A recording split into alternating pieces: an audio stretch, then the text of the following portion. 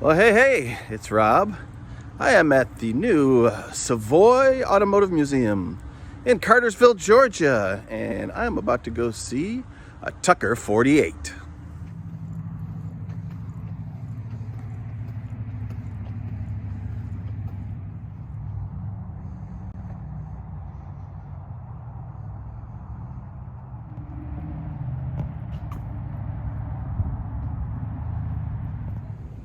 All right, so like I said, we're here tonight to see Tucker number 1044. This is the new Savoy Automotive Museum, Cartersville, Georgia. Just opened up, and you can see they've got some neat stuff, like these cars they couldn't sell when they were new, that are now worth a fortune. Anyway, it's a presentation tonight. Tucker's great-grandsons were involved in the restoration of the Tucker 44, and there's a Tucker expert speaking tonight as well. Very nice presentation. Of course, very clean museum, owing to the fact that it just opened up.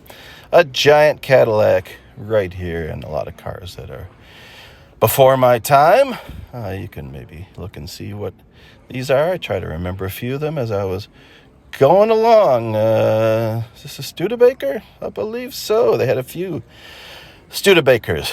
A lot of, early post-war stuff. We'll come back to this guy in a minute.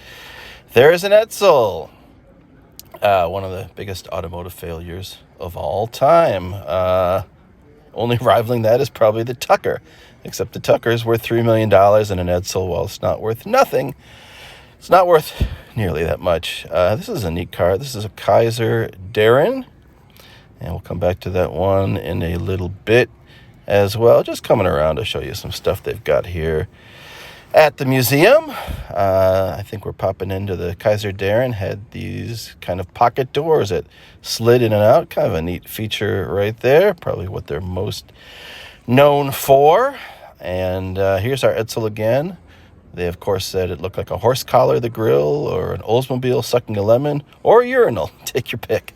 A lot of these had push-button transmissions on the horn. I went and looked and saw this one has just a conventional transmission lever mounted to the steering column there. All right, another room full of cars here at the Savoy Museum in Cartersville. Definitely worth a look if you're a car guy like me. I like this one here at the end. It looks like the wallpaper I had when I was a kid. So I'm digging that. Anyway, so we're moving along here through the museum. Another Studebaker, I believe. And again, a lot of these cars are just before my time. And as of now, it doesn't look like they have much going into the 60s, etc. I think that's a Davis, that one that looks like a shoe. Little three-wheel car. Here's a tip. If you have a three-wheel car, you want the two wheels in the front, not in the back. Little rollover. And we're about to walk into the Tucker exhibition there. Once again, we're seeing Tucker number 1044. Out of 51 Tuckers that were made in the late 40s, 47 still exist. And if you have a Tucker, consider yourself lucky, because you're looking at a $3 million car, maybe even more now. Probably the one we were looking at could even push further than that. Some of them that sold 7 or 8 years ago were selling for $3 million, so I can't imagine what this one is worth now. Here it is, Tucker 1044. It had been red, it had been brown, but it was originally a green car with a green interior. And they did an amazing restoration on this car after a new owner bought it. Had many previous owners, and even the restoration, you're probably talking 7 figures to do all the work they had to do to bring this back to original shape, original as possible.